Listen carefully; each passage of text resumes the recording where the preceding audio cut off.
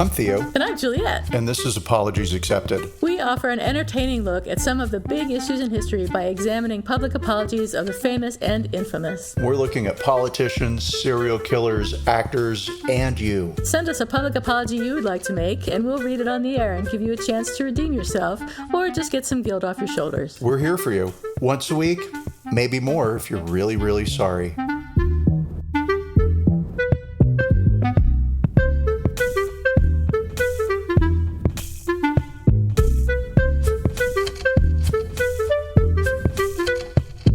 Hi, everybody. I am not Juliet. And I'm not Theo. And this is Apologies Accepted, the podcast. With Welcome, two co-hosts that are everyone. perfect synchronization. That word. Synchronization. That's us. Show off. And today we are talking about Alexi McCammond, the maybe editor-in-chief of Teen Vogue magazine. But before we get into that, Theo, how was your week? Actually, it's 2 weeks. We didn't record last week, so we're catching up. Yeah, so what happened? So let's see. We've had a little 2-week hiatus in the real timeline of our worlds, right? And a podcast timeline, this will be seamless because we had a couple of shows in the bank already. And you weren't feeling well one record day. And then I got my Moderna shot number 2, brag. Yay! And it flattened me for Sunday, our recording day, and a little bit into the following Monday. And so I am fine. I have one more week to go before I can claim full immunity. And then my superpowers will blossom. And I'm going to go outside and lift some cars and lick them. Perfect. That's how we should all end our COVID lockdown, by licking cars. Yes. And how about you? How is life treating you in the big fair city of San Francisco? San Francisco, pretty good. I had planned to go to Arizona this weekend, but I had forgotten that my husband needed the car for various reasons, including getting his second COVID shot. So I had to postpone that trip for a week and a half, which is kind of a bummer, but it's good. They're working on my kitchen out there, so they may be done by the time I get there now, which would be nice. It would be nice to have a fully functioning kitchen. And I'm totally excited about putting away my pots and pans, which is really silly. That's sad life. I'm so excited to put my pots and pans away. I'm totally excited. I bought some new pots and pans, so I'm going to put them away. And the old ones, I get to go through them and throw away the crap that my parents bought that they figured, this is a house that hardly anybody's ever in. Why should we spend a lot of money on nice things? So I need to talk to you, actually. At some point, we need to talk about, I need a new bed for the master bedroom. Oh, God, so I thought I had done something. No. Oh, I thought I'd done something, and you were like, I'll save this for the podcast. It'll be good we radio. Need to talk, Theo. I have to talk to you. No, but we have to go over some design and furniture ideas later. Yippee! So, yay, you're very good at that. It's the only I wish thing everyone I could love see doing. your house, because your house is awesome. It's beautiful, and it's just like the envy of everyone who sees it, I'm sure. You left out the word gorgeous. It's allow it. Gorgeous. Thank you. Okay, I will allow. It is gorgeous. And your puppy is adorable. Even though he's a bit bitey, he's adorable. And he'll grow out of that, so that'll be good. He will. And if he doesn't, I've discovered that lots of things happen to puppies. Lots and lots of tragic things happen to... I saw a coyote the other morning when I was out for coffee. Nice. And I was going to take Henry for a walk. And then I was like... Oh, there's a coyote standing at somebody's yard. Oh, wow. I didn't know that we had coyotes in Austin. Okay, cool. And then I thought, wouldn't it be a real tragedy if Henry got out of the car right now? So there's coyotes, there's falcons. I don't know how you attract a falcon, but I'll figure it out. Yeah. Here, falcon. I'll tie a raw steak around Henry's neck. Poor puppy. Aww. He's a sweet boy. He's a good dog. Well, more or less. But other than that, I've had a pretty okay couple of weeks. Someone at work was rude to me and was kind of rude about me to other people behind my back, so they got fired. Haha. Ooh, no. Oh yeah, I have to tell you all about that sometime. I won't tell you on the podcast because everyone won't be interested. But yeah, it was. It was now an interesting everybody's week. only interested in that. I'll tell you privately. Nobody else can The know. lesson there is don't be a bitch to me because you'll get fired. No, I think the lesson there is just at work, be professional. Don't be mean to Juliet. I like don't be mean to Juliet better. Well, But fair enough. I'm sure she got what she deserved. she totally did. Totally did. So should we talk about Alexi? Yes, let us talk about Alexi McCammond and what is up with this anti-Asian, racist, I don't want to Bullshit. call it hate, but sort of just, what's up, Alexi? What is up, Alexi? So who is Alexi McCammond? She's 27 now, and she is a celebrated journalist. She received the 2019 Emerging Journalist Award from the National Association of Black Journalists, and she was on 2020's Forbes 30 Under 30 list. She was a political reporter for the Washington news site Axios before she accepted a job in March of this year, which is just like last month, for God's sake, as editor-in-chief at Teen Vogue magazine.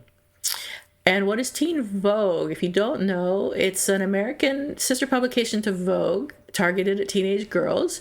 And Condé Nast, the publisher, describes it as the young person's guide to saving the world. We aim to educate, enlighten, and empower our audience to create a more inclusive environment, both on and offline, by amplifying the voices of the unheard, telling stories that normally go untold, and providing resources for teens looking to make a tangible impact in their communities. And the Washingtonian describes it as a youth-focused publication which mixes politics with coverage of fashion and culture. Sophie Gilbert, who's a writer for The Atlantic, noted that some writers have commented that Teen Vogue is doing a better job of covering important stories than legacy news publications. Teen Vogue has covered such issues as communism, a guide to anal sex, and criticism of the person who shall not be mentioned. Stop. Yeah, it was like Anal Sex 101, I think it was called. I totally did not. You did that to It's see if I'm very paying true. attention. No. So Teen Vogue. Teen Vogue. Like 13 The guide Vogue. to anal sex. A guide to anal sex. I mean, it did not come out without controversy, but there was a guide to anal sex. One would imagine. I mean, I'm shocked, and I'm very sex positive, happy, abstinence Right. education is nonsense. Right. People are going to have sex. Teenagers are going to have sex. But even I'm shocked. But I'm old can now, tell. too. I'm really you're flabbergasted. surprised. I know, I kind of was too. I didn't expect it. Not Teen in a Vogue is- delightful way. Was it under the category of like how to preserve your virginity? Anal sex. Oh my God. No, sex for Mormons? No. Oh no. What's that? I hear the gates of hell opening up. Oh, bye, Juliet. It was nice knowing you. God, that was on her. I think you're tarred by the same brush, so to speak. I hope that's not racist. God. Pray. Oh Continue. boy. Clicker break. So it's been a great time. I've enjoyed this podcast. Thanks, everyone. We'll talk to you next week. All right, back to Teen Vogue. Teen Vogue's youngest and first black editor-in-chief, Elaine Welteroth, told Nightline in 2018 that when Teen Vogue started out, it was an aspirational fashion magazine for fashion lovers. And over the years, we've realized that our mission was really to become more focused on making this an inclusive community that speaks to every kind of young person. So, as I mentioned, Alexi McCammond was appointed as editor-in-chief of Teen Vogue, but unfortunately, soon after that, some racist, bigoted, and homophobic tweets that she had written as a college student showed up. In the tweets, McCammond made derogatory racist comments about Asians in particular, with one tweet reading, "Outdone by Asian, #what's new." And in another tweet, she wrote, "Now Googling how not to wake up with swollen Asian eyes." And in a separate tweet, she said, "Give me a 2 out of 10 on my chem problem, cross out all of my work, and don't explain what I did wrong. Thanks a lot, stupid Asian TA. You're great." And as the New York Times said, the McCammond's past tweets also included some anti-LGBT comments and what they called slurs for gay people, which they didn't really specify what they were, but I think it was the H word. And there were screenshots showing a tweet in which Alexi McCammond retweeted a news story about Major League Baseball umpire Dale Scott coming out as gay to say, "Why is this newsworthy? It's not." And in another tweet, she wrote, "Ha ha ha, that's so gay. You're so gay." While a third tweet saw her use an offensive term for gay people. I think that's the H word we just talked about. And she also got criticism over a picture from 2011, when she was 17, showing her dressed in a Native American costume on Halloween. So the tweets were written between 2011 and 2014 and had initially shown up in 2019 while she was still working at Axios. And McCammond had apologized at the time, after which she deleted them and issued a public apology for the comments. And she called them deeply insensitive and said, "I am deeply sorry to anyone I offended. I have since deleted those tweets as they do not reflect my views or who I am today." And the tweets that she made were even part of the discussion of her, or part of her hiring process at Condé Nast. So the tweets, as I mentioned, did resurface after she had been appointed editor-in-chief. And on March 8th of this year, Teen Vogue staffers, who were very concerned by the tweets, released a public statement saying, "In a moment of historically high anti-Asian violence and amid the ongoing struggles of the LGBT community, we as the staff of Teen Vogue fully reject those sentiments." But the staffers didn't ask for her to resign. And McCammond then apologized to the staff, saying, "You've seen some offensive, idiotic tweets from when I was a teenager that perpetuated harmful and racist stereotypes about Asian Americans. I apologized for them years ago, but I want to be clear today. I apologize deeply to all of you for the pain this has caused. There's no excuse for language like that."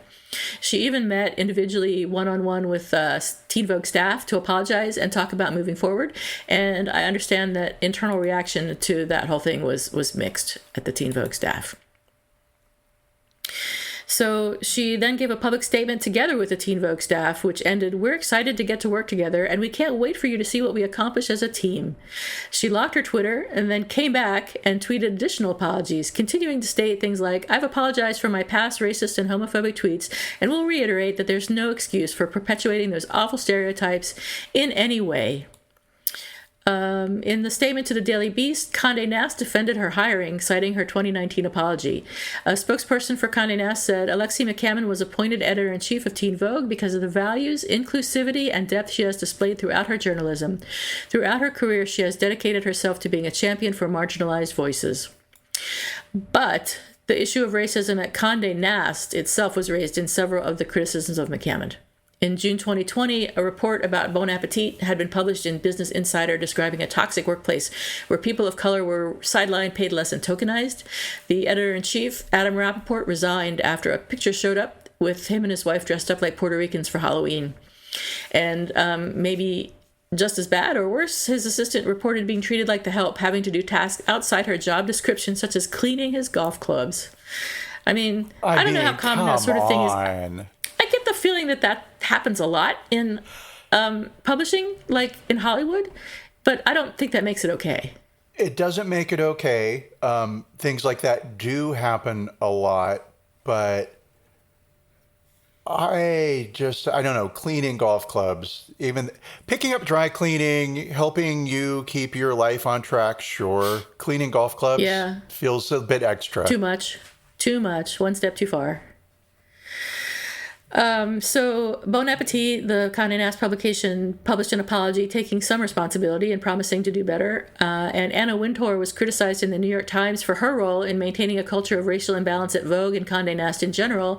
So she sent a note to the Vogue staff in June admitting that under her leadership, the magazine had not given enough space to Black editors, writers, photographers, designers, and other creators, and acknowledging that it had published images or stories that had been hurtful and intolerant.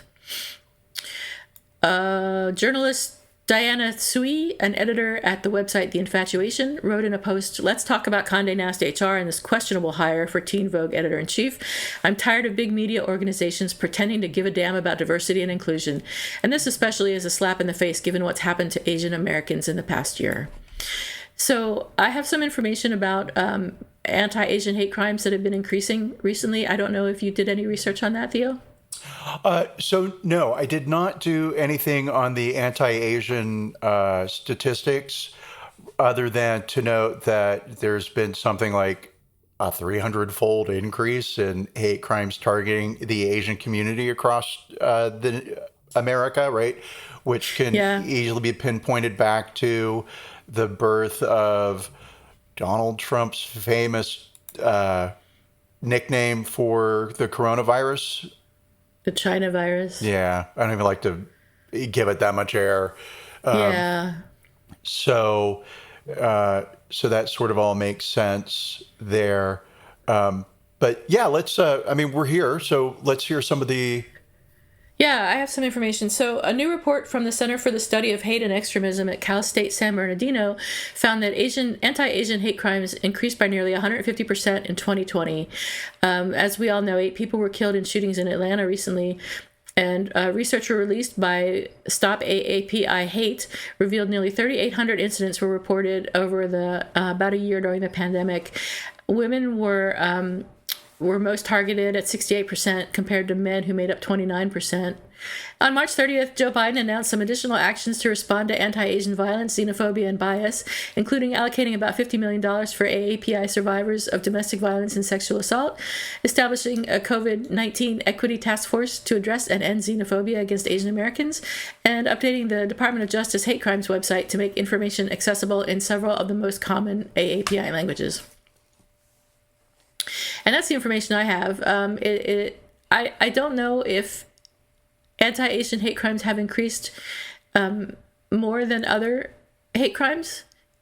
I get the feeling that they have, which is too bad. And I know in San Francisco we've had a swelling up, whatever the word is, of anti-Asian hate crimes. A huge number of them that have made the news, yeah. And it's not just people getting called names, it's old women being hit with getting bricks. Beaten up. I know, it's terrible. I was just gonna say I've donated money to some of these people, but that's irrelevant. But yeah, I mean, it's just awful. And to think in our city where so many people are Asian that this is happening, it's just really sad. It's very sad. It's what do you do with it, right? The fact that exists, and it gets back to that whole. It's racism. People are terrible. That's what it gets back to. It does. But, there's this raw nerve in the country that's bigger than I was aware of, for sure. Yeah. Right? Yeah. I knew there were racists out there, and I knew that there were people, and of course, everybody's racist to some degree because we live in a racist society. So you're just born and you were taught these things. Indirectly or directly. I mean, yeah, we have the luxury of not having to have experienced it from birth, so we didn't have any idea how bad it was. But a lot of other people knew how bad it was, which is super sad. Yeah, and right. So here we are, late to the party. Yeah, exactly. Probably not the best expression to use, but okay. It's not much of a party. It's not a party, everybody. I apologize for that. Oh, God. Okay, goodbye.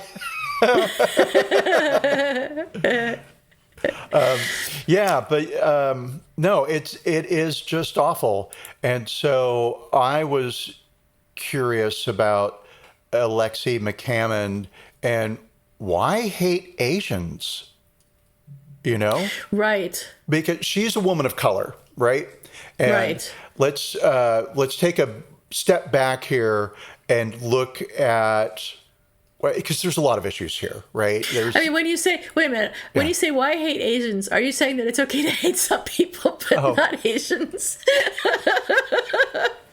Of all people, why hate Asians? Well, I mean, I have an answer for it, I think, right? Okay. Or not an answer, but I can draw a logic tree, and you could say, oh, that branch touches that trunk. Yes.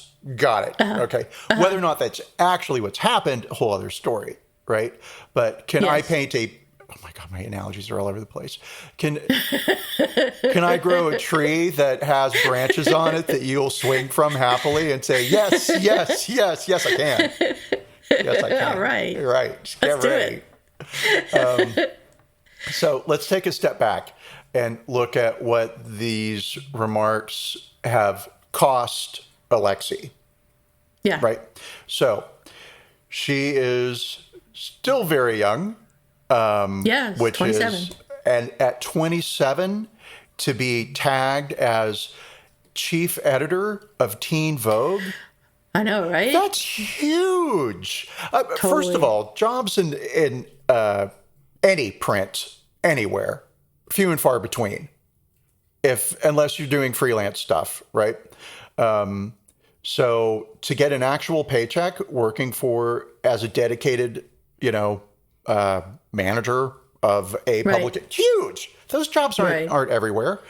Condé Nast, huge company, giant. Huge. It's a multimedia global. I said multimedia. It's a global media company, right? Yeah. Now, they do magazines and I'll just run off. These are their print magazines, right? So basically, consider all these dinosaurs at this stage to still be in print, but. Allure, Architectural Digest, Bon Appetit, Condé Nast Traveler, GQ, The New Yorker, Vanity Fair, Vogue, Wired. Giant publications. You see them everywhere, right? For their digital, there's a bunch I've never heard of before, like Ars Technica. Oh, Ars Technica, sure. I figured you would know it. I was like, I have no idea what that is. Back Channel? It's a technology magazine. Never heard of it. Okay. I could make some anal sex jokes there, Teen Vogue, yeah. Epicurious, Glamour. Oh, yeah, I love Epicurious. Teen Vogue. Just Teen Vogue, yeah. Teen Vogue, really? Heard of it? Self-Love, La Cucina Italiana, right? And for publications that have gone out of print, Details, Golf Digest, Gourmet, Mademoiselle, Modern Bride, Style, Young Miss, YM. Mademoiselle is gone? Wow. Yeah. Huh, Modern Bride is gone. Wow. Au revoir. Bye-bye. Goodbye. So Condé Nast is huge. And getting a job at Condé Nast as in one of their publications, also huge, right? She would have been the third woman of color to serve as chief editor. She was hired to replace a lady named Lindsay Peoples Wagner, who is a woman of color, who is the youngest editor-in-chief of any Condé Nast magazine. Huh. So somebody at Condé Nast is making some efforts to get into the modern world, to make things good. Reach out to the youth. Yeah. Right. Exactly. Well, the youth and marginalized voices, reaching back to the point that you made earlier when we opened the show. And so here comes Alexi, and Alexi is young. She has grown up. Is she a millennial? No idea. I think she would be a millennial. But so she's grown up in a digital age, and she understands the power of social media. And she knows that when you say something on Twitter, it's there forever. It just is these days. Yep. I look forward to the conversation about should it be, but we'll table that. Yeah. And so when she went into the interview process with Teen Vogue and Condé Nast, right? Yes. And met with Anna Wintour. And sorry, you get to meet with Anna Wintour. Yeah. Fucking giant career move here, right? This is the Terrifying. Big leagues. Yeah. That's why I don't have that job. I would be terrified. Also, I'm not qualified.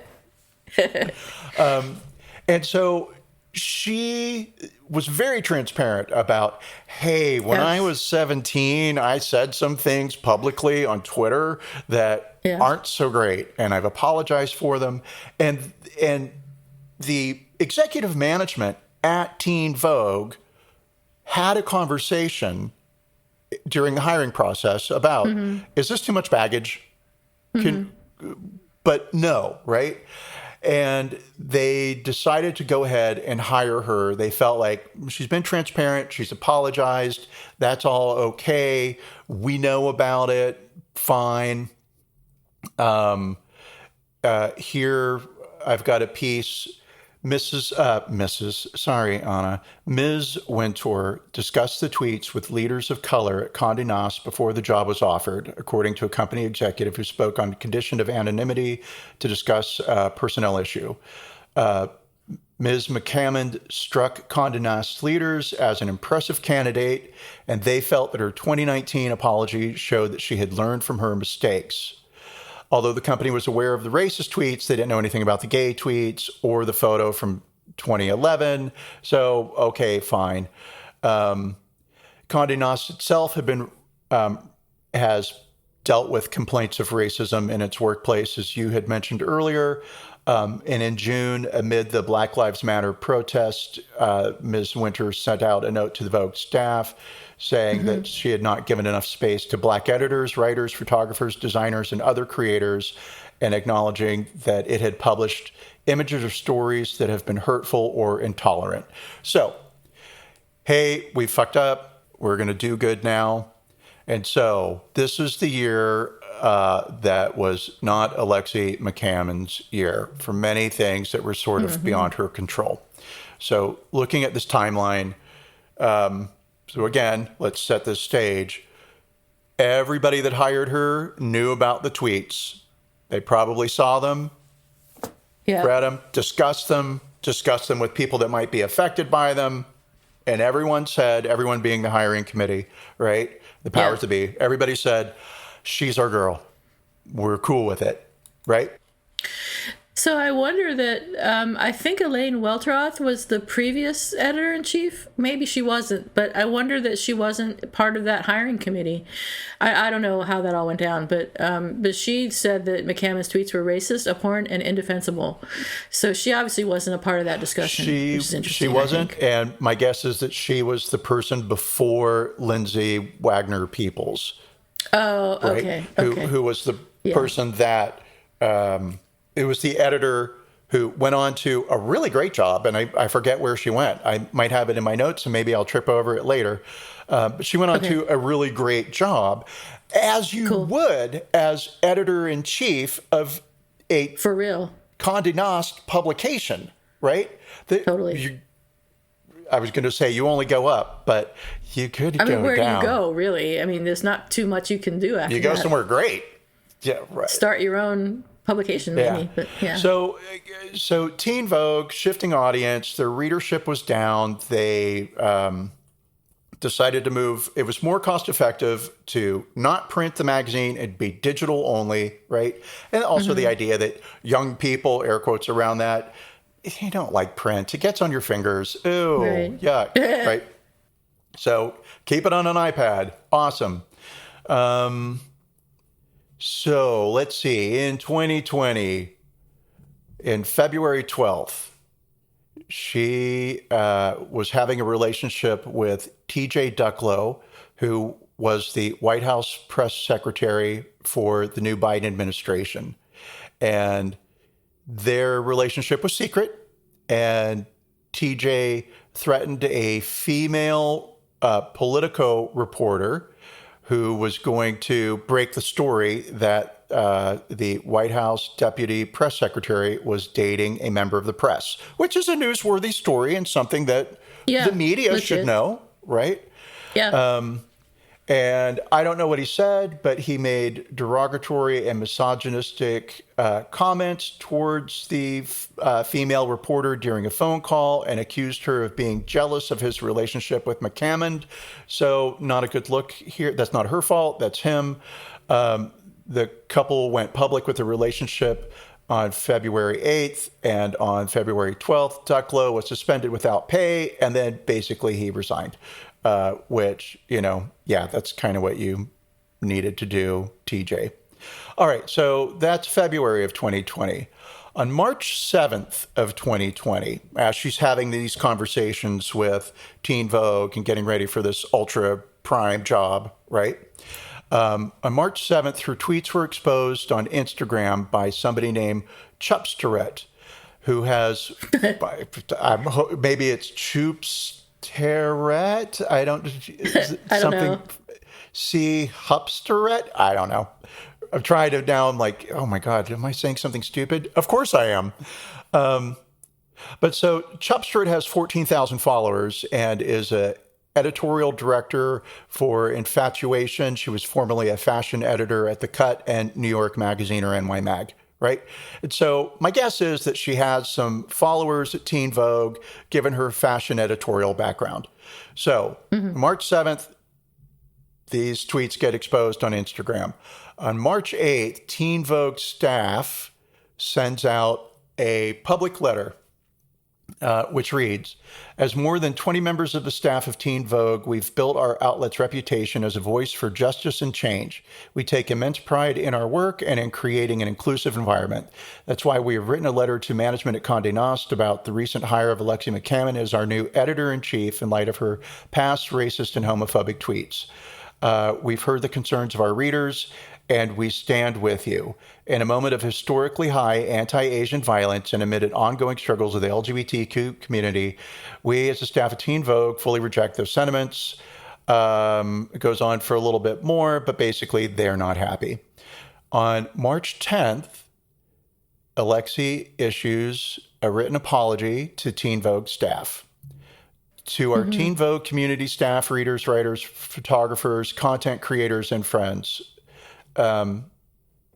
what an awful introduction we've had to each other this week. I'm Alexi McCammond, the incoming EIC of Teen Vogue, and this is only the beginning of our journey together.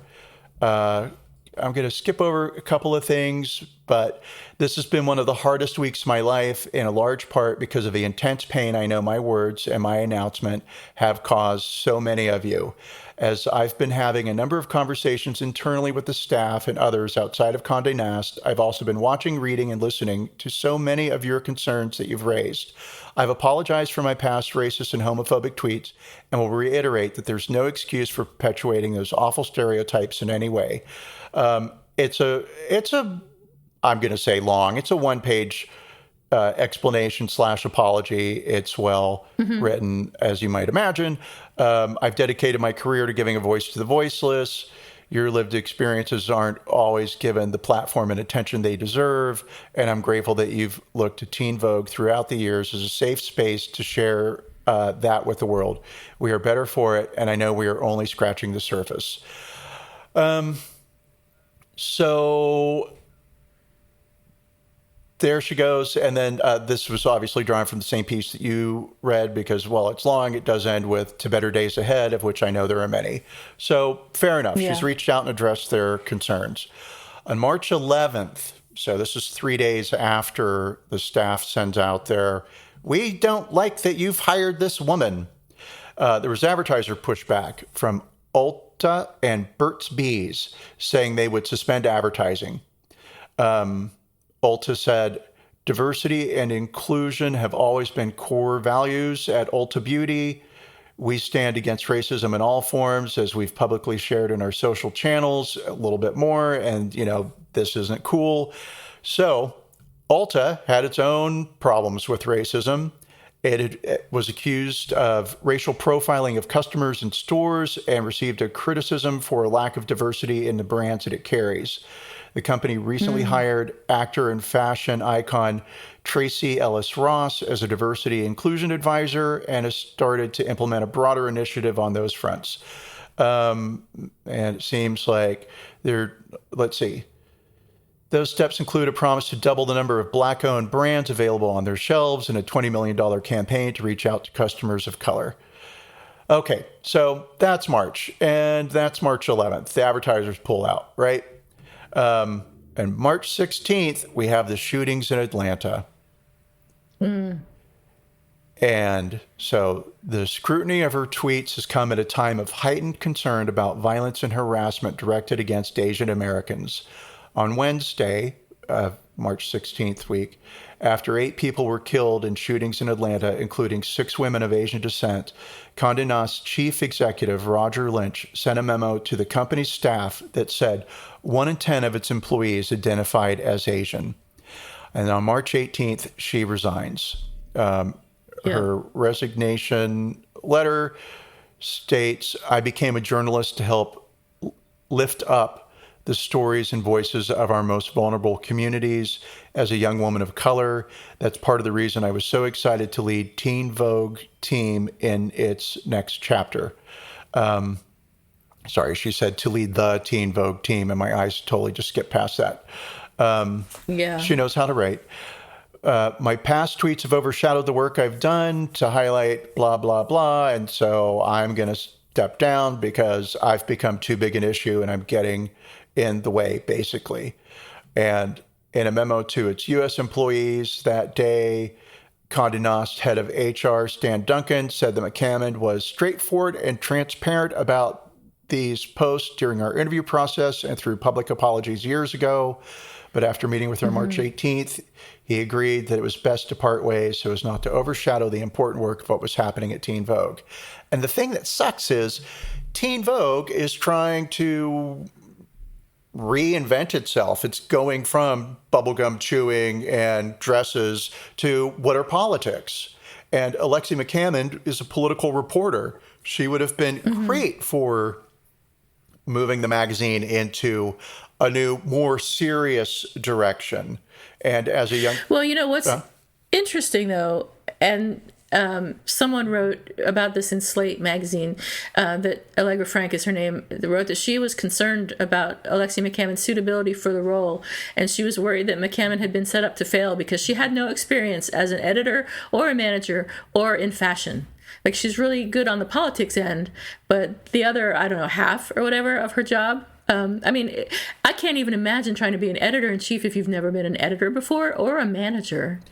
Yeah, I mean, I can't speak to that. I would say if she was working at Axios, I know, she's probably done some freelance stuff. You work with a lot of editors, a lot of different types of editors when you work freelance. So she might have kind of learned a little bit. I'm not saying that made her qualified, right?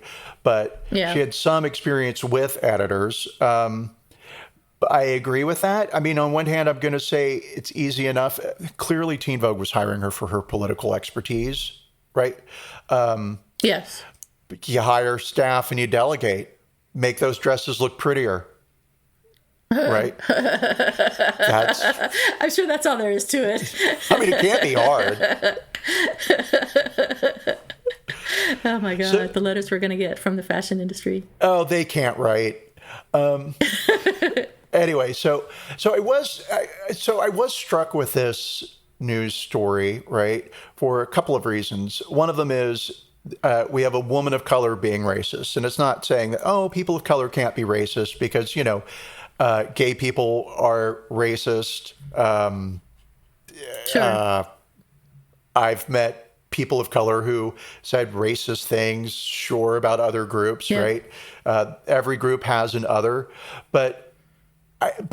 So here's my logic tree that I'm going to share with you, right? Okay. So this is what I'm thinking. Alexi, why Asians, right? It's because Asians are the good immigrant. They're the ones who are seen in stereotypical ways as being smarter, harder working than everybody, right? And when you're a member of a marginalized community, it's easy to feel angry, I guess is a word, at those other people who are getting by, right? Who are receiving approval. And so that's why I think it was Asians. Here's a marginalized community that seems to be considered awesome and great, but why not my community and why not me? Yeah, makes sense. Yeah. So I was particularly struck with the tweet about the stupid Asian TA, right? It's like, okay, well, a TA is a higher position than a student. This is a chemistry class, and so chemistry is one of the more inexact sciences out there. No, it's one of the harder. Like what? What? What? It's one of the hard sciences out there.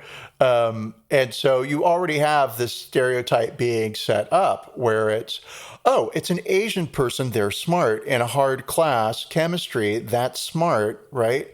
And they're grading me. They're in a position of authority over me. So I think I've overexplained that. But I think there's some there. I think that could actually be why Asians for Alexi. So let's talk about the apology. I think the apology itself was adequate, but sort of excessive. From a writer and a potential editor-in-chief, I would expect a more organized, succinct apology. I honestly don't think there's ever a need to apologize more than once or twice. And I lost count of how many times she apologized.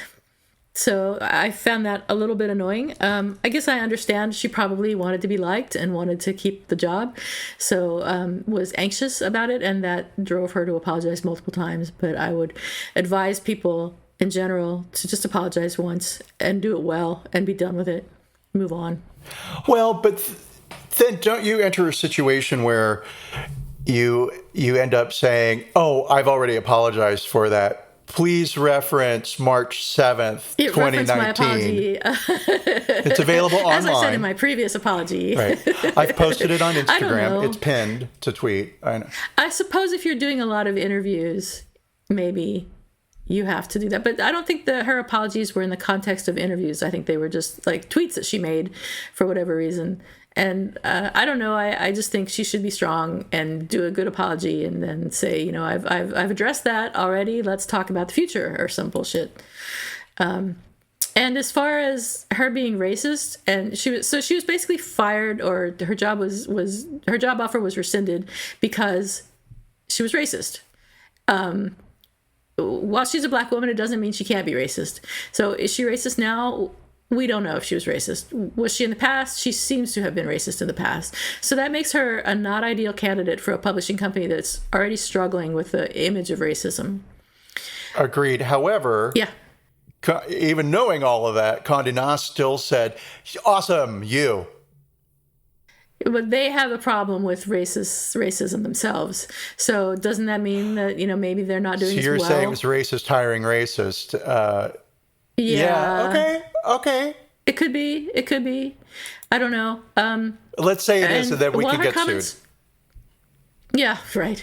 So she made her comments while she was a teenager, but that really wasn't that long ago for her. Well, and she was also hired as editor-in-chief of Teen Vogue. So does that imply that her comments are acceptable for teenagers to make? I don't know, but I think there are teenagers who are not racist. Well, I mean, okay, so, right, sure, there are teenagers who aren't racist. There are teenagers who are racist. But teenagers try on different personas as they're developing. And they don't have full understanding of life and consequences and things like that, That's right? very true. So I think that there's a larger, and of course, this isn't me making up the rules of life. This is reflected in life, in our court system. We have juvenile court, right? So if a 17-year-old kills somebody, well, then they go to JV or whatever, right? But if an 18-year-old kills somebody, then magically you're an adult and you're going to go to jail. And then there are special, I get, you know, there's different circumstances, and some 17-year-olds, some 9-year-olds are tried as adults. I don't know if a 9-year-old's ever been tried as an adult, but like I've seen things where where somebody who was very young was tried as an adult. And I'm always like, oh, okay, I don't know. So I would say I'm willing to give all that a pass, right?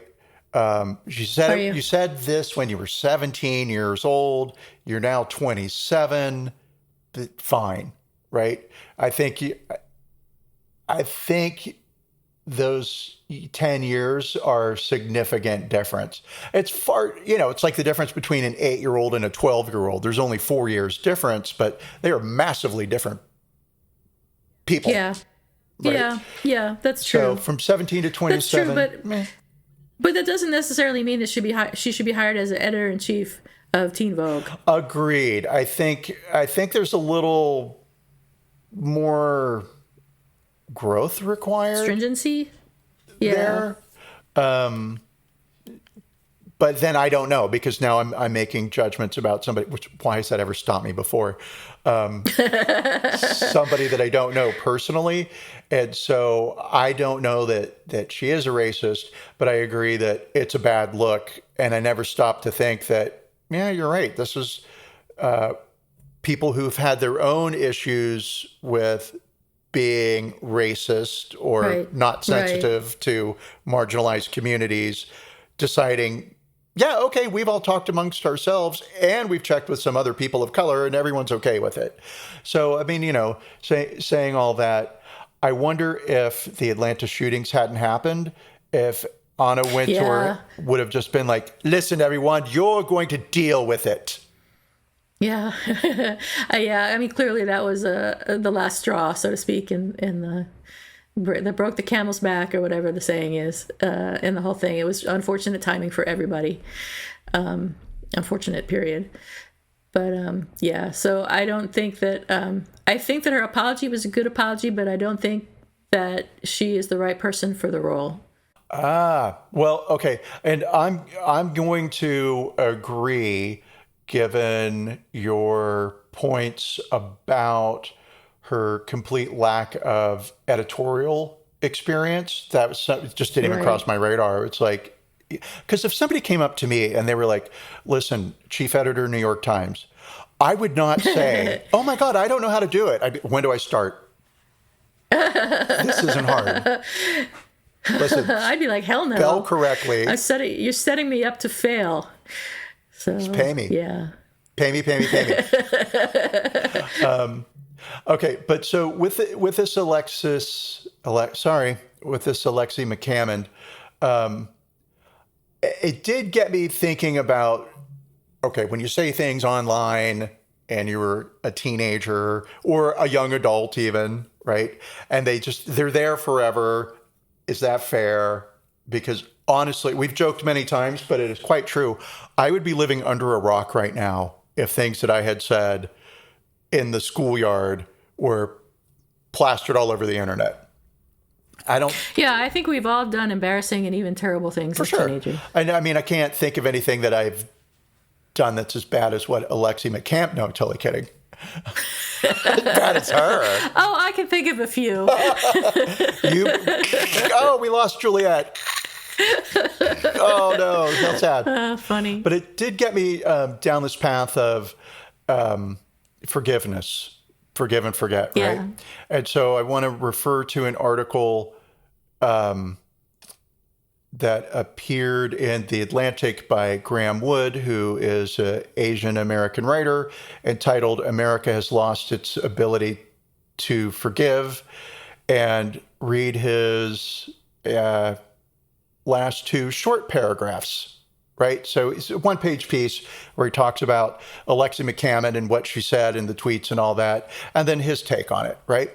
And so reading as Graham Wood, my own half-swollen eyes widened at this news. McCammond's tweets are a kind of denigration familiar to Asian Americans, an expression less of hatred than of social difference. If you regard Asian people as a distinct social type, never conceivably overlapping with your own circles, ineligible for friendship or romance or conversation, you might think that you can ridicule them and never suffer any consequences. Then the bombs go off, and instead of standing amid mock-ups for your summer style package, you are standing amid the ruins of your career.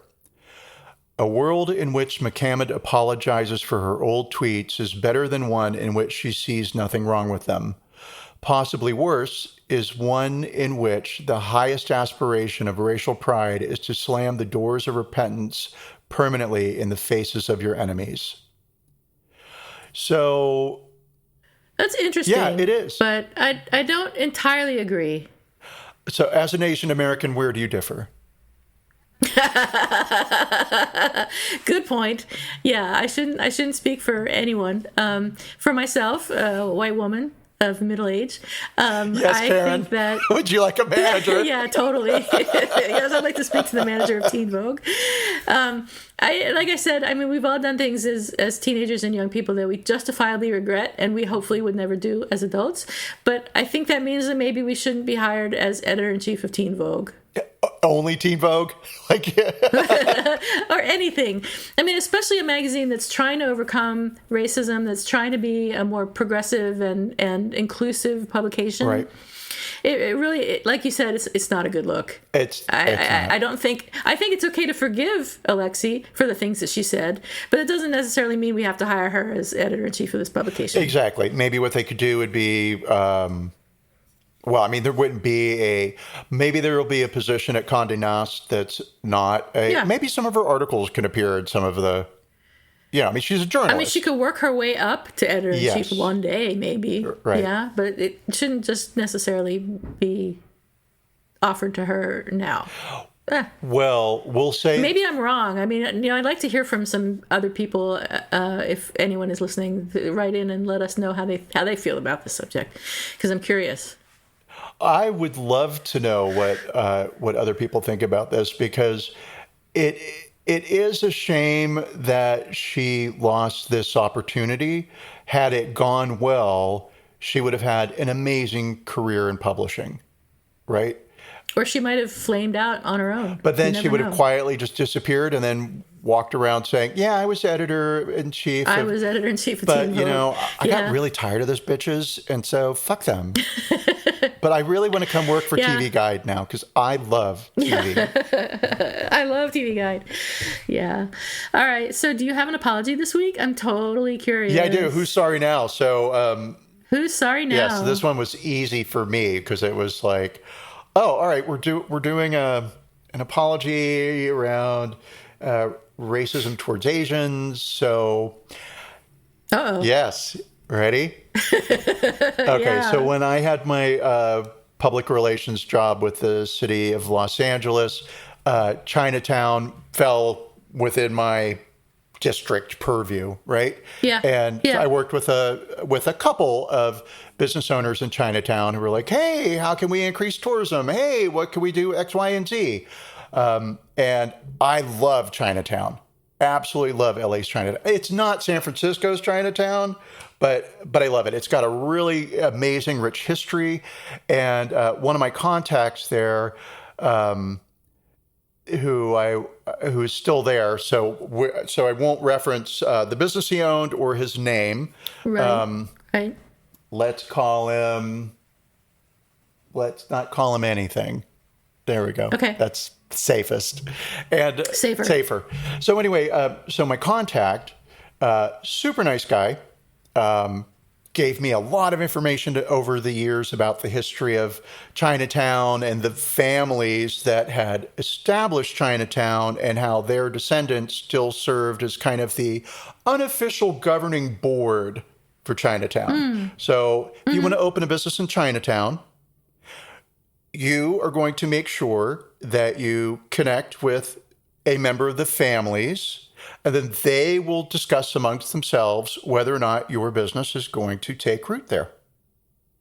It doesn't matter if you have a business permit or you bought the building, right? Wow. Because the Like a community will mafia. shut you out. Well, your Yeah. words, not mine. That was anti-Italian. Oh, that's fine. You're allowed to be anti-Italian now. They don't care. It's like being anti-Irish. Who cares? I mean, other than people in Ireland. So, hi, Ireland. We do love you. Okay. So anyway, so call me every... Fuck.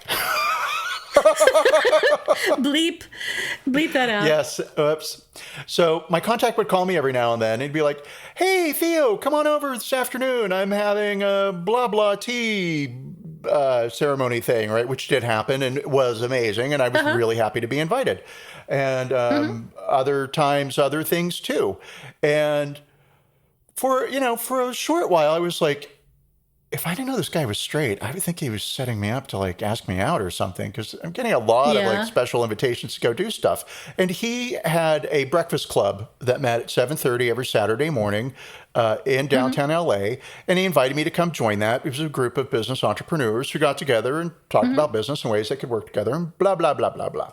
And I never wanted to, because it was 7:30 in the morning on a Saturday. No, thank you. Also, I'm off. Right. And so one day we were talking, and he's been pushing this business thing on me for a while, and I was always like very nicely dodging it.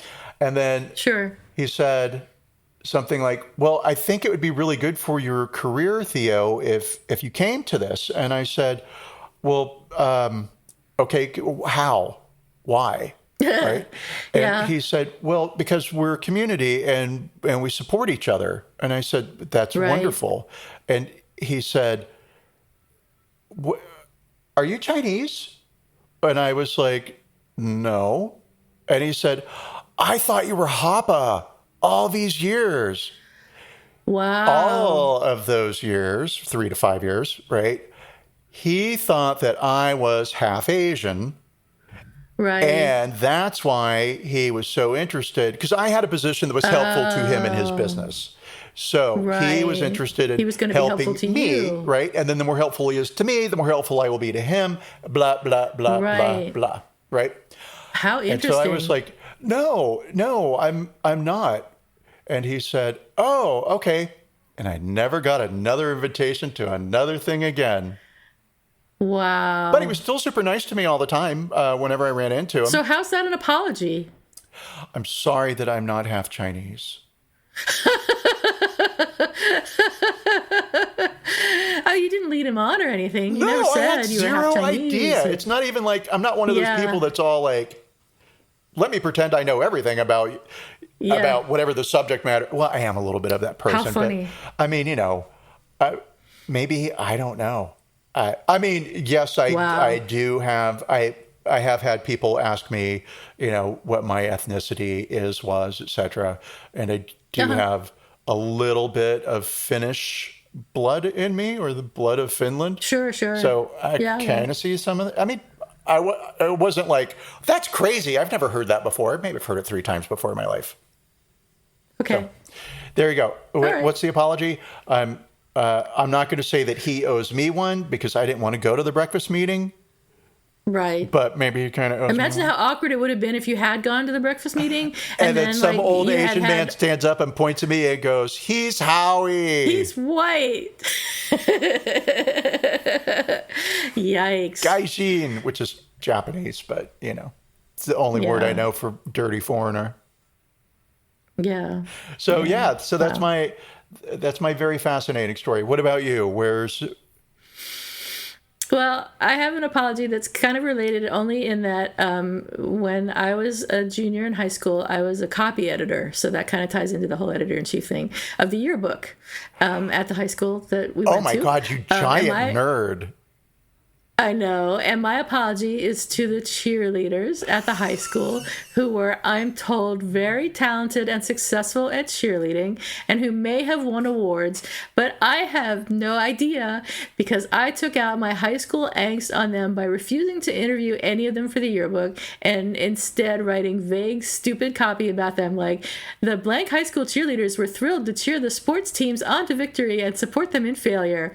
And this actually made it into the yearbook and really upset the cheerleaders. Wow. So I'm sorry, cheerleaders. I'll never do it again. You're right. You'll never do it again. You'll never be editor, assistant editor. What was it again? Copy editor. How did I not remember that or know that? I don't know. I mean, your book wasn't my yearbook, so. Yeah, it was. No, because I graduated a year behind you. Oh, well, but we had the same yearbook. Yeah, I mean, same school. Yeah. So anyway, I did not copy edit the next year because I chose not to. I quit like after a couple of weeks because there was this stupid thing where you had to sell ads, and I did not want to go around to the businesses anymore trying to sell ads. Oh my God, what a horrible... It was awful. Yeah, I mean, I get it because, kids that sign up for that dream about getting it in a newspaper or websites or TV or whatever. And so really any job in any of the creative arts is always about finding money. It doesn't matter if you're selling ads or writing requests for grants and giving proposals for funding. You spend your whole life asking for money. And I hope you like the word no. Take that career route. Yeah, right. Terrible. So that's my apology. I am sorry. Well, I give that apology a solid 8. Thank you. That's very generous. Only for the round the corner snark in it. Like, I'm sorry, cheerleaders. I'm sorry, I was such a bitter high school student. Yeah, that's exactly how I felt at the time, which is unfair. I mean, cheerleaders are athletes, and they really deserve better than I gave them. There aren't any cheerleaders listening to us. They don't know how to use podcasts. So say what you want. They're too busy cheering. All right. right. So what else do we have this week? Is An that apology it? to cheerleaders, because I'm sorry I said something apology shitty. to cheerleaders. We're sorry, cheerleaders. We'll never do it again. Our new enemies. Yeah. All right. No, I would say that is everything. That's a wrap? Yeah. Yeah. All right. Thanks, everyone. Thanks, everyone, and have a great Ciao. day.